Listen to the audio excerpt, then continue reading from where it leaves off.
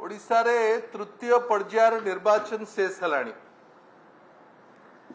आपण माने भी अनुभव करुथुबे जे ए निर्वाचन तृतीय निर्वाचन शेष सुद्धा ओडिशार जहाँ राजनीतिक चित्र निर्वाचनी चित्र जना पड़ुची भारतीय जनता पार्टी धराशायी हो सारलाणी। गोटे एकपाखिया निर्वाचन रो फलाफल आड़कू बिजू जनता दल जाउची। संख्या गरिष्ठता सहित गोटे बड़ व्यवधान रे बिजू जनता दल रो विजय हब यह प्राय प्राय सुनिश्चित। किंतु स्वाभाविक प्रक्रिया भारतीय जनता पार्टी रो स्वाभाविक प्रक्रिया स्वरूप हारिला बेले जो जो कथा से माने कहती बहु समय रे एवं सबु बेले पुणी से कथार पुनरावृत्ति होउची। आमको भी व्यस्त लगे जेते बुझेले भी बुझु नांती ओडिशार लोक बुझी सारले भारतीय जनता पार्टी बुझी पारु नाही। 9 गला 14 गला 19 गला सबु बेले प्रत्याखित हेले ओडिशार लोक बुझिले भारतीय जनता पार्टी बुझी पारला नाही बोली बारंबार पराजय मुहा होउचंती। हारिले प्रशासनिक व्यवस्था करई नेला पैसा बंटा हे गला ई सब कथा कहिले आउ फिर चिटफंड कथा कहवा आरंभ कले। मु तो बुझी पारुनी जे जो दल चिटफंड रो महानायक चिटफंड दुर्नीतिर महानायक माननकु नहीं करी ब्रह्मपुर लोकसभा रे प्रार्थी करिले जो दल तांकु पोस्टर बॉय करिले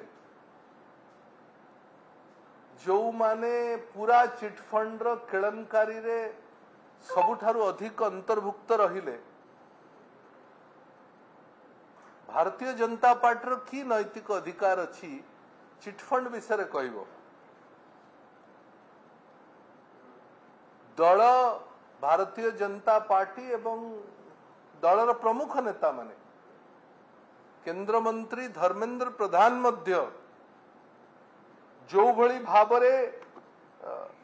आक्षेप करले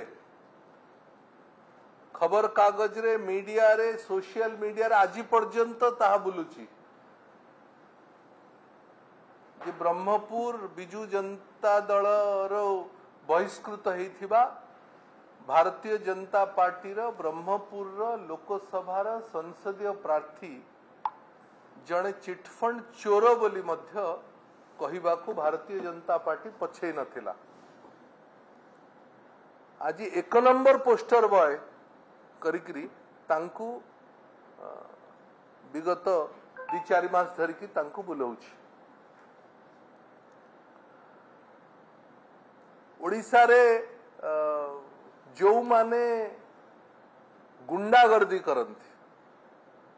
गुंडागर्दी राजनीतिर जार परिभाषा सेमानंकु मध्य भारतीय जनता पार्टी नेता करला पोस्टर बॉय करला विधानसभा प्रार्थी करला एवं कालीर घटना तो बोधवे सबु लिमिट क्रॉस करिगला। आमे शुणुथुलु 20 वर्ष पूर्वरु 15 वर्ष पूर्वरु एबे मध्य किछि किछि घटना घटुची उत्तर प्रदेश रे एमती हुए सो आम ओडिसा रे केबे नथिला। ये बैलेट बॉक्स मध्य भंगा भंगा करिकरी नहीं जिबे से भले हमको लोकों को मध्य भारतीय जनता पार्टी नेता कला। आदिवासी लोकंकर जमी जे हड़प करनेले तांकु बड़ बड़ नेता करले अर्थ को नेकरी विदेश रे जो माने रखिले तांकु मध्य बीजेपी तांकर बड़ नेतार लिस्ट रखिले। महिला मानक ऊपर जो माने निर्यातना करुथिले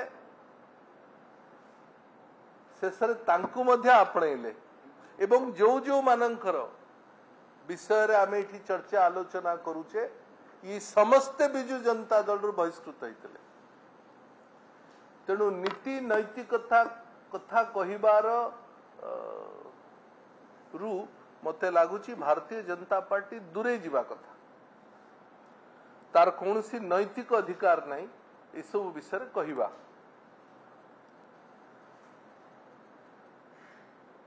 ओडिशा बासी चिटफंड एवं अन्य प्रसंग रे को माने अंतर्भुक्त से कथा मध्य ओडिशावासी जानिछंती तेणु मते लागुची जे ये सब प्रसंग उठेबा पूर्वरु निज मुह को थरे दर्पण देखिबा दरकार भारतीय जनता पार्टी लोक बारंबार किरी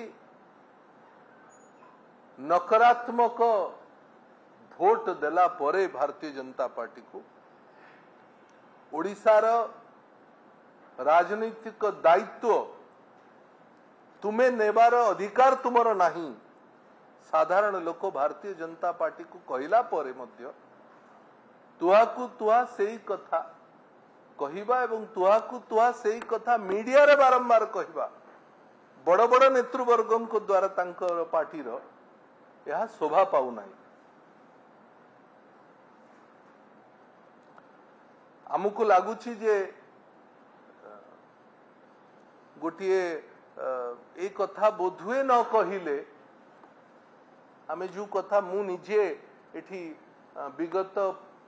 प्रेस ब्रीफिंग रे कहितली जे